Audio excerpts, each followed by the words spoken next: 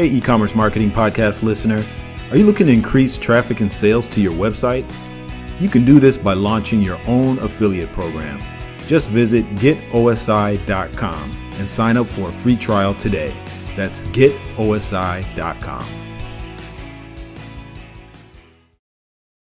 Welcome back to the e-commerce marketing podcast, everyone. I am your host, Arlen Robinson, and today we have a very special guest, AJ Wilcox, who is a LinkedIn ads pro who founded B2Link.com, a LinkedIn ad-specific ad agency in 2014. As official LinkedIn partners, they manage among the world's most sophisticated advertising accounts worldwide. He's a ginger and a triathlete. He and his wife live in Utah with their 4 kids and his company car, which is a wicked fast go-kart. Welcome to the podcast, AJ. Arlen, I'm super excited to be here. Yeah, thank you. Well, you're going to have to elaborate a little bit on that go-kart. Did you really mean you actually have a go-kart that's a primary mode of transportation? Unfortunately, it's not my primary mode of transportation. That'd be a lot of fun. Right. But basically, I'm a giant man-child that never grew up. And here about 6 or 7 years ago, when I was doing okay in corporate, I was like, man, as a kid, I always wanted a go-kart. And now I'm grown up and have a car. I still want that go-kart. So I went and bought one. And the fleet has grown a little bit recently. Okay. So Yeah, that's awesome. I'm down here in Orlando, Florida, and I've seen, since we have great weather pretty much year-round, I've seen some guys with some pretty interesting vehicles and go-karts and golf carts, and so we see it all down here. So I think you would be right at home here in the Orlando area if you pulled out of your driveway with one of those. That's right. Yeah.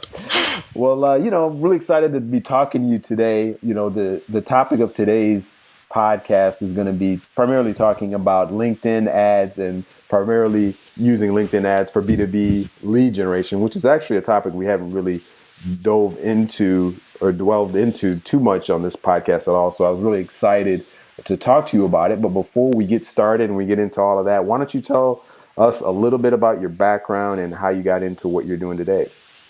Sure. Well, I started out, as I'm sure many of your listeners are comfortable with, I started out as a search engine optimization guy, doing Google ads as well.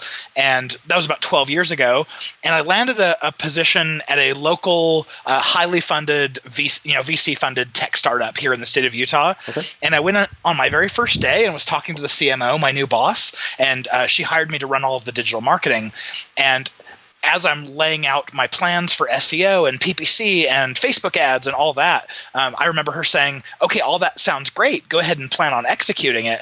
But just so you know, we started a pilot using LinkedIn ads, so see what you can do with them. Okay. And I saluted and said, yes, ma'am, absolutely. And I walked out of her office kind of exasperated and said, what is LinkedIn ads? What have I gotten myself into? Right. Yeah, I felt like I was a veteran. I'd been doing digital marketing for like 7 years at that point, but had never even heard of the platform. Gotcha. So basically, I went and started diving in, trying to figure things out. And about 2 weeks later, I had a sales guy come up to me who said, AJ, nice to meet you and everything, but just want to let you know, whatever you're doing, keep it up. We love your leads. Okay. And I was curious what he was talking about, which leads. So I logged into Salesforce, our CRM, and started looking at them. And without fail, every single lead he was telling me about was sourced from LinkedIn. So I went, wow, this is not the only platform I'm running right now, but it's sure the ones that the sales team are appreciating. So I should focus on this a little bit more. So that began my love for LinkedIn ads. Okay. Well, that's awesome. That's a kind of a great way to get into it. And I think your initial reaction to it was probably similar to a lot of people because I guess you could say LinkedIn, they're a little bit, I wouldn't say late to the game, but not a lot of people know about really what they have going on as far as ads are concerned and what you can do. And that, which really kind of leads me to my initial question, really, what are all of the ad options that are available to businesses via LinkedIn, and what are their typical average costs? Yeah, so there's some fantastic things about LinkedIn ads, and there are some not fantastic things. And probably the reason why I hadn't heard of them and used them up to that point is they started out really expensive. When LinkedIn ads came out, they said no one's ever going to pay less than $2 per click. Wow. And immediately that precludes a whole bunch of advertisers from being able to afford it. It kind of prices them out. Sure. And so now as time has gone on, competition has gone up, you're probably going to pay on average between about $6 and $9 per click. that is basically what that means is you have to have a bigger deal size on the back end. So, what I tell people is if you have a lifetime value of your customer of over about $15,000, then LinkedIn ads make sense 100% of the time. Okay. If it's less, and for things like e-commerce, which I know your audience knows, right, it probably isn't a good fit because you eat away margins pretty quickly at $6 to $9 a click. Yeah, that's pretty pricey for sure. Yeah, but what you get for that is pretty incredible. They have by far the best business targeting of any platform out there. So while you can hop on Facebook and try to target by job title or company size, company name, that kind of thing, not very many people are putting that information into their profile. So you might get access to 4 to 6% of the people who fit that criteria. Whereas on LinkedIn, you're getting like 95% of the business professionals, and you can target them a lot more granularly by job title, by the department they work in, by their level of seniority, individual skills, or even groups that they're members of, company size, company name, just goes on and on and on. It's really rare when I meet a B2B company who can't, using LinkedIn's targeting, define exactly who their buyer is. Gotcha. So why don't we drill down a little bit further? I know you said, of course, based on the kind of the cost per click, that kind of excludes a lot of different types of businesses. Why don't you, I guess, break it down a little bit further and say what would be, I guess, a typical revenue of a company where LinkedIn ads would be appropriate or applicable for, where it kind of made sense for them? Yeah, I love it. So I don't necessarily look at like the revenue of the company for it to make sense. Okay. I more look at who they're hoping to bring in and what that's going to be worth. So because we do have very large customers and we do have very small customers, and they could be going after the same type of persona, and they can both make it work. So what we find is there are 3 different types of companies that end up using LinkedIn ads really successfully.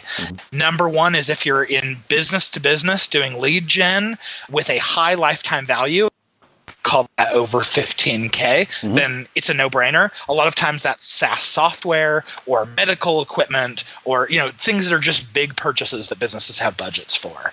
So that's number one. Number 2 is white-collar recruiting. So if you're trying to bring on a new sales manager or a new marketing person, you can show ads to someone who already has that same job title in your area and just say, you look interesting, you want to apply. And a lot of times you can get your cost from a really qualified person down lower than even your recruiter could get them for. And number 3 is higher education, things like MBA programs or PhD programs looking to recruit new students. Okay, gotcha. Yeah, that makes sense. That really kind of helps out. So if we're looking at, to kind of make this make sense for some of the listeners that are out there, as far as if they're, let's say they are a B2B e-commerce business, can you give me an example of, I guess, a specific business type, maybe one that you've dealt with in the past that has utilized LinkedIn ads and where they've been successful, just so we can kind of really get a good picture? Yeah. So in general, e-commerce is really tough, especially these larger purchases over any kind of social platform, but it's especially pronounced on LinkedIn. Anytime to a cold audience, we approach them and say, here, open up your wallet. It's really, really difficult to get them to do that. And you might have near 0% conversion rates. Gotcha. So the only times that we've found e-commerce to work well, getting someone to open up their wallet, is with a warm audience. So something like showing ads to your current subscribers, showing ads to retargeting audiences. That's when you can start to make that happen. I'll share an example that it doesn't necessarily put us in a great light, but it showcases a really important learning about LinkedIn ads. So we were working with a company who creates software for HR departments to help them onboard, keep track of their employees, and do paychecks, all that kind of stuff. So they gave us 4 different assets that we could play with. They're pretty sophisticated marketers, and they were like a couple ebooks and a guide. And so we were trying to show ads to HR managers and above at large tech companies, and we're showing them, here, download this guide. And what we found is we were having a really hard time getting people to click on these guides, and then the conversion rates were really low. So we were running like $133 cost per conversion. Wow. And of course, me as the agency owner, I'm going, crap, we're going to lose these guys. Like no one can keep paying $130 for an ebook download. That's ridiculous. Yeah, that is. We ran that for about 3 months. And then finally overnight they said, hey, we got this new asset up and running. Let's start sending traffic to that instead. And the asset was called the Definitive Guide to Onboarding. And I'll tell you, Arlen, we ran through and did a whole bunch of testing on those other assets. I mean, rapid iterations of imagery and headline and intro and all of that. And we just could not get the cost per conversion down lower than like $130. Mm-hmm. We launched this new asset, and overnight, I mean, we didn't do anything special. We used the default image, whipped up some ad copy, and overnight we were getting a $23 cost per conversion. Wow. And that asset lived, solidly without too heavily saturating for like 4 months straight. It became our star performing asset. Okay. And so it doesn't necessarily put us in a good light because it wasn't anything we did. It was actually something that the client did, mm-hmm. but it shows the importance of approaching someone with an asset that is truly interesting and not just some drivel that your content people came up with. Gotcha. That makes sense. And I appreciate that breakdown.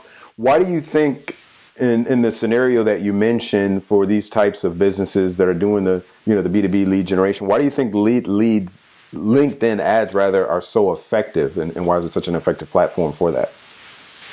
Well, if you're trying to show your ads just to people who are in HR, who are in management positions, mm-hmm. it's really hard to define that audience any other way. Yeah. You could do a little bit with Facebook. You could try it through search and just say, okay, well, these people are probably searching for HR management solutions and HRIS software. You could try to do that, mm-hmm. but it's really difficult to try to find any way to reach these people in a bulk kind of way. And LinkedIn just does that so well. Gotcha. So basically, if you're looking to reach out to these specific management level people, like you said, the HR management level people, most of this community or these types of people that have these positions, they're on LinkedIn.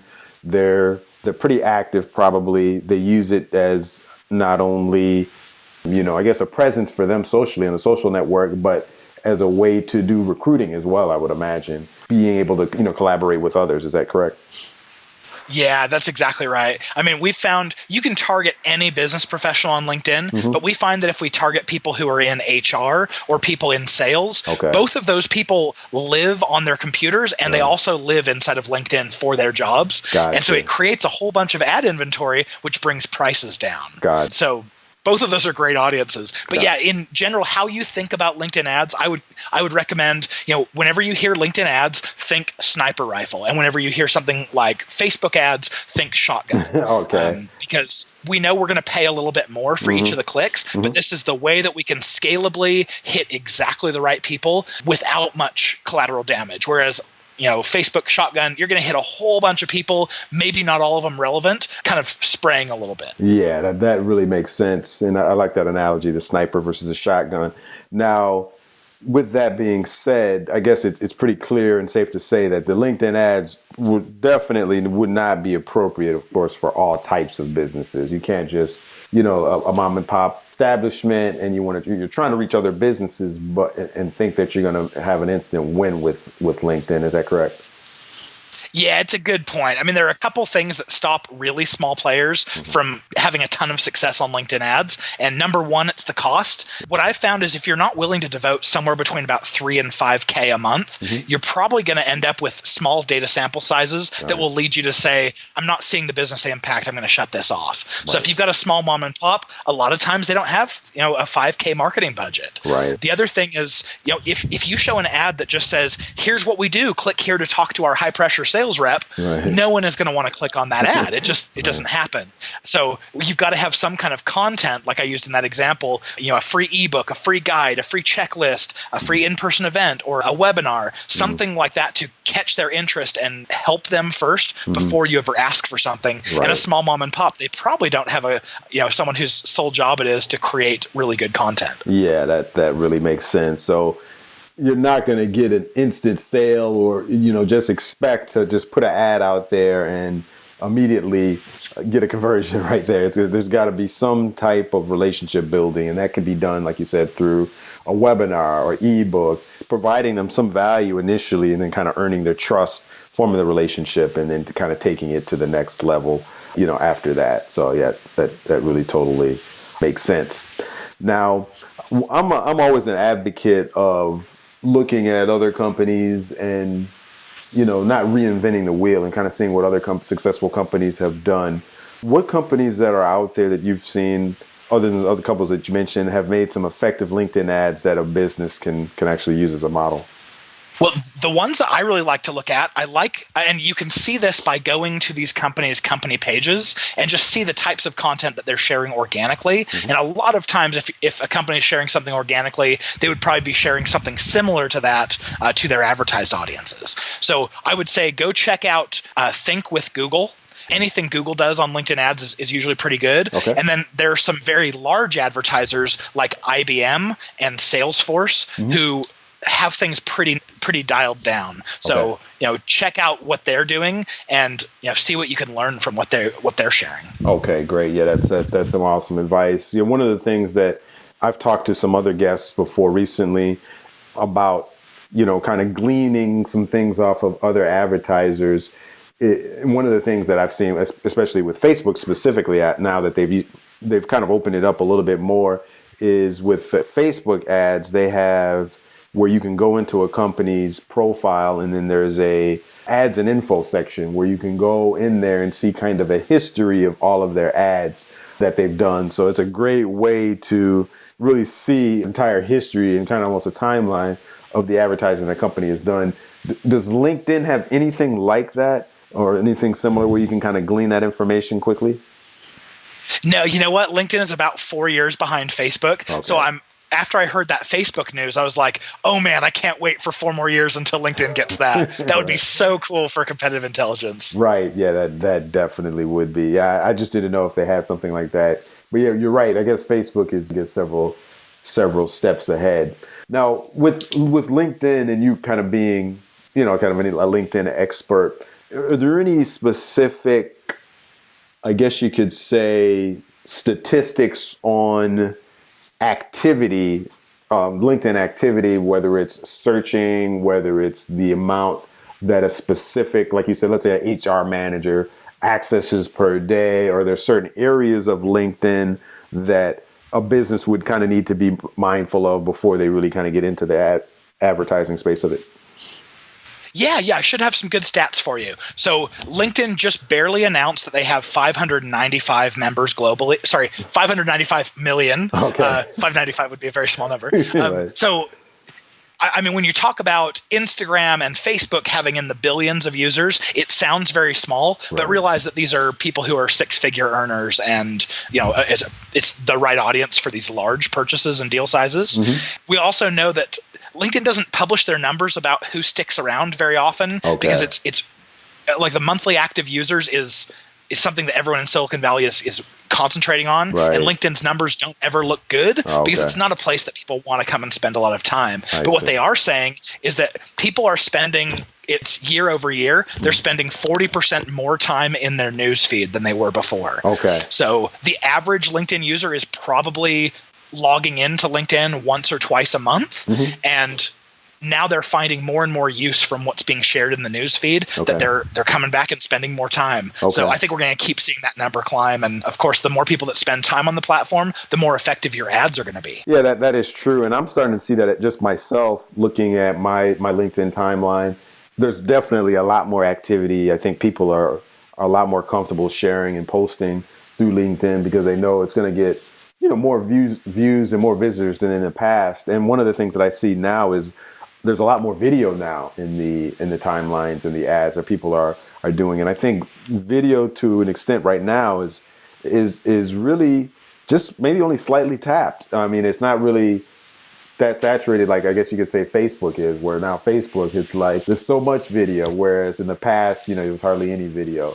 So I think that maybe have something to do with it. Yeah, when you're on LinkedIn, when you see a video, you still stop to say, oh, cool, what was cool enough to be worth creating a video over? Whereas in Facebook, you're scrolling past them going, man, why are there so many videos? yeah, exactly. It's almost too much on Facebook. But yeah, I think Facebook now, they're doing all these things now to kind of hone things back into the way they really started out to be. And even though they're out to make money, they're a business, they're trying to come in kind of say, this is all about the community. It's all about relationship building. But I don't know. In my opinion, I think it's a little too late because they've obviously made an incredible profit from the amount of data that they have and then what they provide to advertisers and businesses. Yeah, and on that point, Facebook ran out of ad inventory. I think it was around the beginning of 2018. Okay. And so what that means is now, in order to have your ads shown, you have to bid higher than someone else. Wow. And so we're seeing prices rise. Mm-hmm. So no doubt about it, Facebook has built an incredible ad platform. But now, just watch. They have to show a 20% return year over year. Quarter over quarter to Wall Street to hit expectations. So we're going to see them figuring out new ways of showing ads to people to create additional ad inventory that doesn't exist today. Wow. So watch over the next 6 months. They're coming out with new stuff because they've got to. That's the only way for them to grow now that all of their ad inventory is spoken for. Yeah, that makes sense. Yeah, we're going to see things slowly change for sure. I guess 2019 is really going to be interesting with the direction that they're going to go. Well, AJ, yeah, I really appreciate all the information that you've brought us into to our listeners. It's an area that really I hadn't talked too much about on the podcast, LinkedIn, and I know just from what I've seen and like you've said, it's grown. They may be a few years behind with regards to their advertising, but for some businesses, it definitely makes sense because it seems like it's one of the few areas where there's a specific demographic, like you said, that it would be kind of hard to get in touch with. Anywhere else, like you said, the HR hiring managers and other sales managers, those type of people, it's a great vehicle, a great platform to kind of reach into them. But before I close things out, I always like to now ask my guests just to kind of switch gears here. One final question, and that's a kind of a fun fact question. What's one thing that our audience would be surprised to know about you?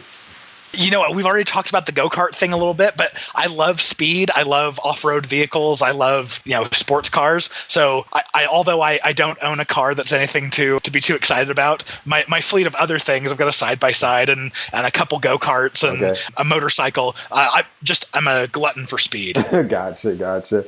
Yeah, that's awesome, man. Yeah, I'm a speed enthusiast. I'm a fast car enthusiast, although I don't have one of those. I'm at the point where I'm going to... I feel comfortable investing in something. Like I'll try one out, and I may one of the things I may do down here in Florida, in Orlando. They have a number of places where you can do the luxury, the super luxury car rental, for like a day or whatever. That may be as far as I go. I just don't know if I'm at the point where I'm going to invest a couple $100,000 in a Lamborghini or a Ferrari, anything like that. But we can always admire from afar. Well, I've got to ask you, what's your dream car? Do you have a favorite? Very good question. What is my dream car?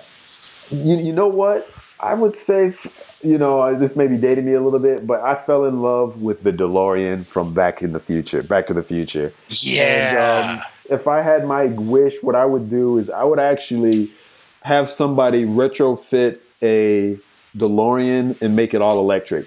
Probably kind of maybe pull out some components of a Tesla and put it into a DeLorean and just really soup it up. Everything inside just totally computerized. That would be my dream car. That would be a techie dream. I love it. Yeah. I'll tell you, my dream car is a little bit dated as well. I love the Aston Martin DB9. Okay. It's dated because they have a DB11, which was its replacement, but there's no replacing the DB9. It's sex on wheels. It is the prettiest car that's out there. So hoping one of these days when I'm old and retired, I'll be rolling one of those around. Yeah, that would be awesome. Well, great, AJ. It's been a pleasure speaking with you. If any of our listeners want to get in touch with you, how do they do it? It's pretty easy. If you go to our website, B2Linked, that's the letter B, the number 2, and then the word linked.com. If you fill out the form at the bottom of the page, you won't go to a sales rep and you won't be put into our newsletter or anything like that. You'll come directly to my inbox, and I'm not a sales guy. So any questions you have about anything we've talked about in the interview or especially LinkedIn ads, fire it off and I'll definitely respond. Okay, great. That sounds awesome. I'm sure our listeners will definitely take advantage of that. And we appreciate you being open to that, to receiving that, being able to touch base with our listeners. So, yeah, well, thanks again, AJ, for joining us here on the e-commerce marketing podcast. It has been a pleasure. Oh, the pleasure is all mine, Arlen. Thanks so much for bringing me on. All right, thank you. Thank you for listening to the e-commerce marketing podcast. You need to get more feedback and reviews from your customers and improve your customer retention? We have made it easy to do all of this with our advanced customer feedback software. Just visit getosi.com/feedback and sign up for a free trial today. That's getosi.com/feedback.